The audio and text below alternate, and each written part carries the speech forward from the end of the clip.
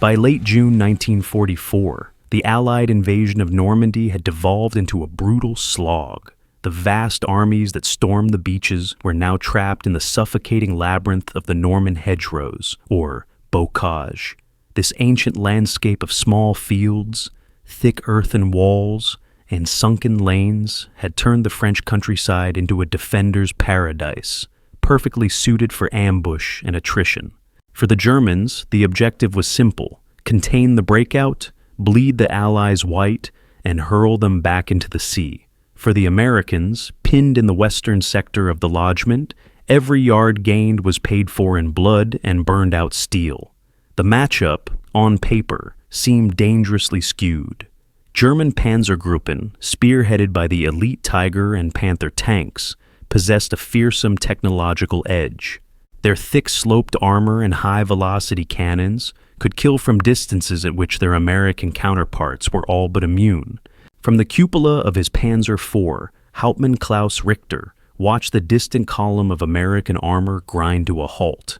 Smoke, black and greasy, billowed from the lead vehicle, an M4 Sherman.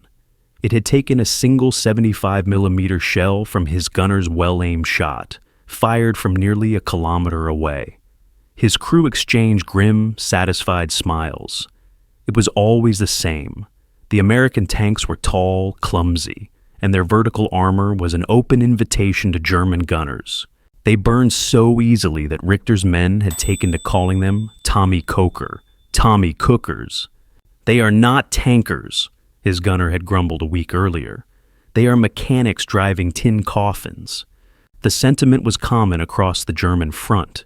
The M4 Sherman, the workhorse of the U.S. Army, was an object of professional contempt.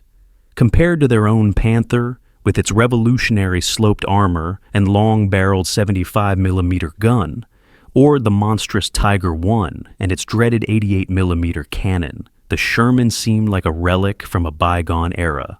The Germans built precision killing machines, each one a testament to engineering prowess.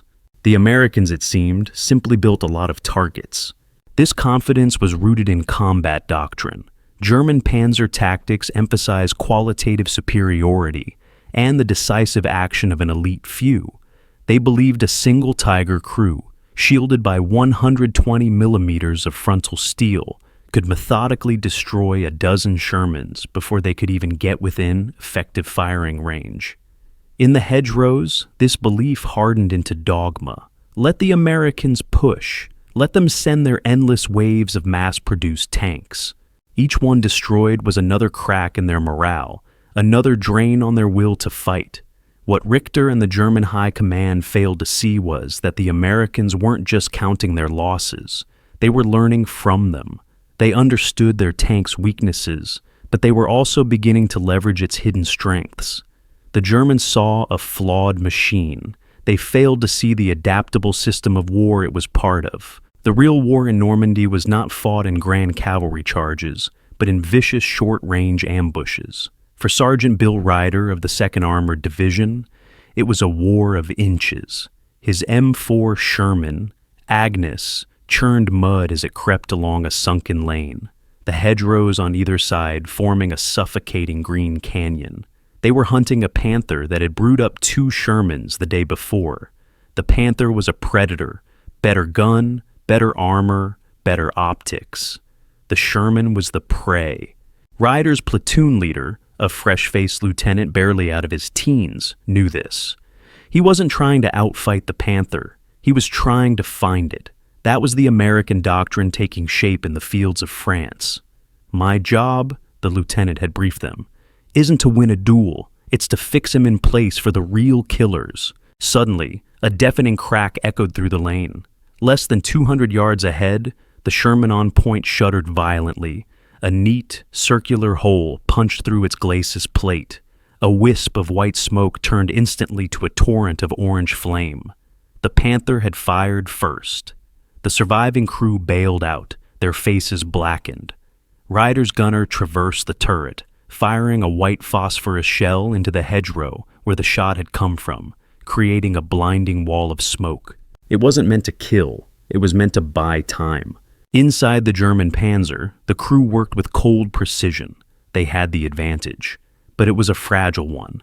Their magnificent machine, a 45-ton beast, was mechanically temperamental. A single thrown track or a failed transmission could render it a sitting duck. The American tank was simpler. Its Ford V8 engine was a model of mass-produced reliability, easily repaired by men who'd grown up fixing tractors and trucks. While the Panther crew scanned the smoke for another target, the American system ground into motion. The lieutenant's voice crackled over the radio, but he wasn't just talking to his platoon.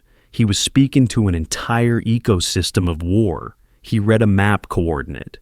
Miles away, the crews of a dozen M7 pre-self-propelled guns received the call.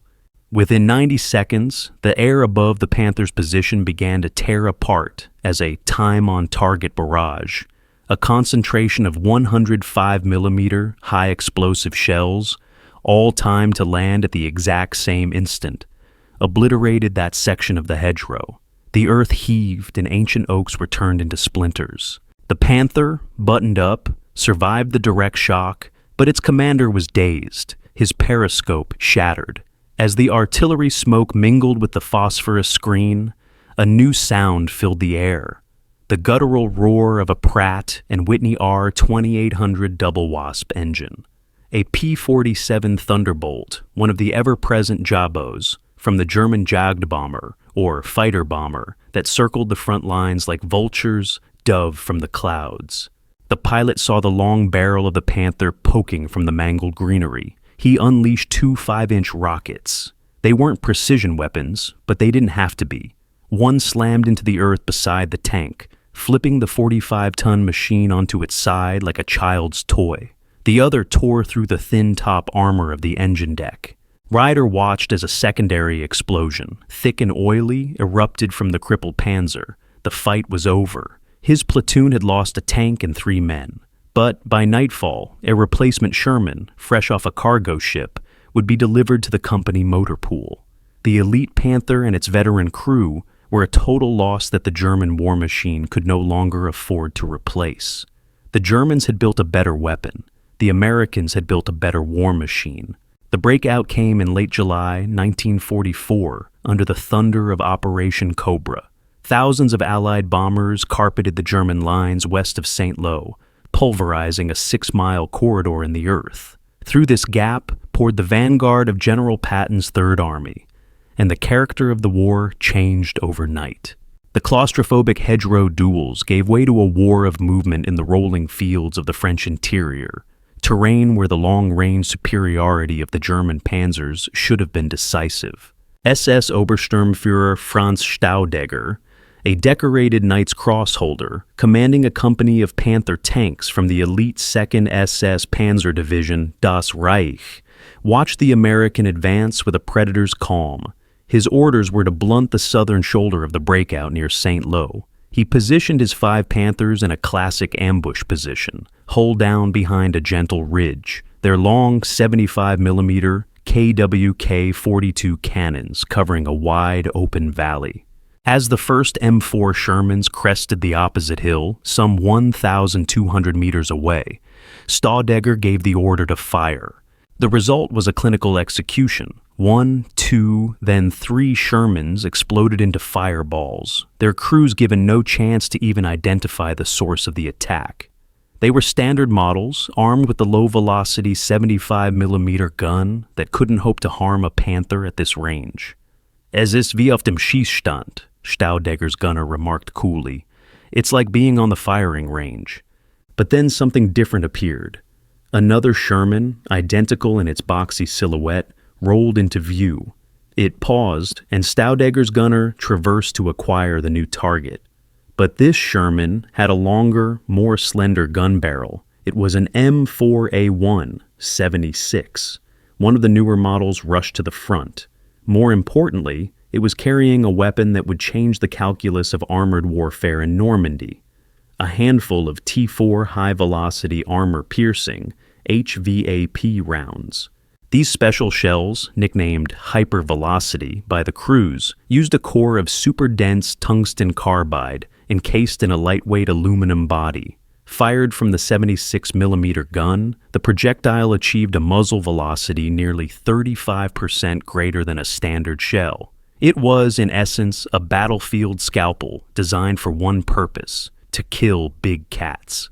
Inside his Panther, Staudegger watched the American tank through his binoculars. He felt no alarm. Even with the upgraded gun, the American was unlikely to penetrate his 80mm sloped frontal armor at this distance. He ordered his gunner to fire, but the American fired first. There was no bounce, no ricochet. Staudegger saw a brilliant, angry spark blossom on his glacis plate. An instant later, a concussion tore the air inside the turret. The HVAP round, traveling at over 3,400 feet per second, had punched straight through the hardened German steel as if it were cheese. A shower of white-hot metal spall, fragments of the tank's own armor, shredded the interior of the fighting compartment. The Panther's commander was dead before his body hit the turret floor. The vehicle, its engine still running, began to roll slowly backward down the hill. A ghost ship without a crew. A stunned silence fell over the German radio net. Then another Panther exploded. The American gunner, methodical and calm, was picking them off. The hunters had become the hunted. The psychological shock was profound. The Sherman, the Ronson, the tin coffin, was suddenly a lethal threat. The armor that had made them feel invincible was now just steel. By the time Staudegger's surviving Panthers had deployed smoke and retreated, their aura of technological supremacy had been shattered, pierced by a sliver of American tungsten. The defeat of Staudegger's Panther Company was not an isolated incident. It was a microcosm of the disaster consuming the entire German 7th Army. With the front lines shattered by Operation Cobra, Patton's armored columns raced across France, bypassing strong points and tearing apart the German rear. The roads leading toward the Falaise Gap became a hellish scrapyard of German ambition, choked with the burned-out husks of panzers, trucks, and horse-drawn artillery, all relentlessly pounded from the air. The Wehrmacht in France was not retreating, it was disintegrating. Back in the map rooms of the Oberkommando der Wehrmacht, the reports were met with disbelief. Field commanders, who had for weeks confidently reported their technological dominance, now sent frantic dispatches about American tanks killing their Panthers and Tigers from the front, at ranges once thought safe.